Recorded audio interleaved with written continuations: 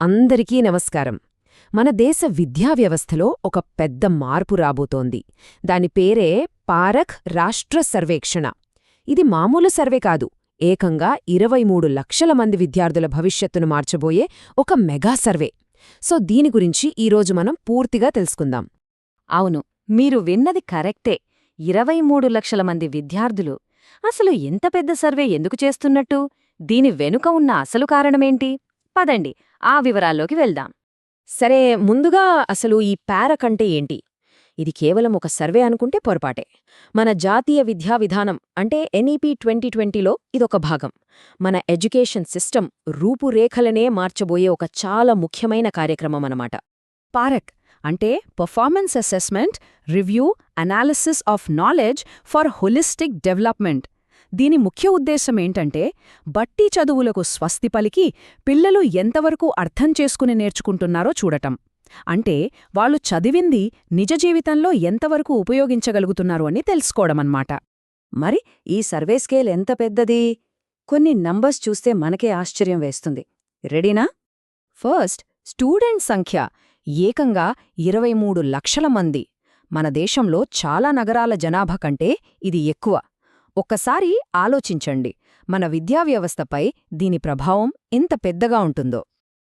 విద్యార్థులే కాదు, దేశవ్యాప్తంగా దాదాపు 88,000 స్కూల్స్ ఈ సర్వేలో పాల్గొంటున్నాయి. అంటే దేశంలో ప్రతి మూల నుంచి డేటా సేకరిస్తున్నారన్నమాట. ఇంకా ఉంది. ఈ సర్వే దేశంలోని 782 జిల్లాల్లో జరుగుతోంది.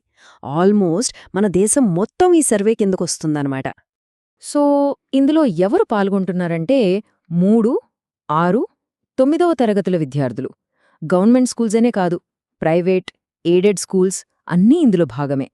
ఫౌండేషనల్, ప్రిపరేటరీ, మిడిల్, ఈ 3 ముఖ్యమైన విద్యాదశలను ఈ సర్వే కవర్ చేస్తోంది.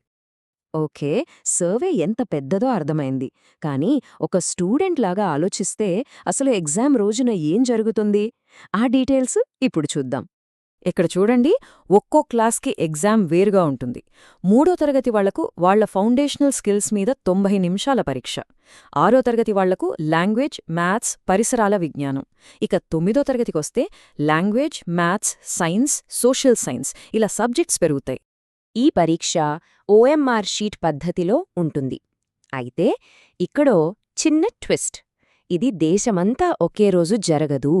దాదాపు ఒక నెల రోజుల పాటు దేశంలోని వేర్వేరు ప్రాంతాల్లో జరుగుతుందన్నమాట. ఇక్కడ మనం ఒక ముఖ్యమైన విషయం గుర్తుపెట్టుకోవాలి. ఈ ప్రశ్నలు జస్ట్ పుస్తకాల్లో ఉన్నది బట్టి పట్టారా లేదా అని టెస్ట్ చేయడానికి కాదు. పిల్లల ఓవరాల్ స్కిల్స్, వాళ్ల ఆలోచనా విధానాన్ని టెస్ట్ చేయడానికి వీటిని ప్రత్యేకంగా తయారుచేశారు. అందులో ఫస్ట్ది ఐక్యూ అంటే ఇంటెలిజెన్స్ కోషెంట్. ఇది పిల్లల లాజికల్ స్కిల్స్ను అంచనా వేస్తుంది. అంటే ఒక ప్రాబ్లం ఇస్తే దాన్ని ఎలా ఆలోచించి సాల్వ్ చేయగలరు అనేది చూస్తుంది. నెక్స్ట్ ఎస్క్యూ అంటే సోషల్ కోషెంట్. ఇది పిల్లల సోషల్ అవేర్నెస్ను టెస్ట్ చేస్తోంది. అంటే ఒక టీంలో అందరితో ఎలా కలిసి పనిచేయగలరు, వాళ్ల ప్రవర్తన ఎలా ఉంది, ఇలాంటివి అంచనా వేస్తుందన్నమాట. ఫైనల్గా పీక్యూ అంటే ప్రొఫిషియన్సీ కోషెంట్. ఇది అకాడమిక్ స్కిల్స్కు సంబంధించింది. మ్యాథ్స్, సైన్స్లో విద్యార్థికి ఎంత గ్రిప్ ఉందో ఇది చూస్తుంది. సో చూసారుగా, ఇది కేవలం చదువు మాత్రమే కాదు, లాజికల్ థింకింగ్, సోషల్ స్కిల్స్ అన్నీ టెస్ట్ చేస్తుంది.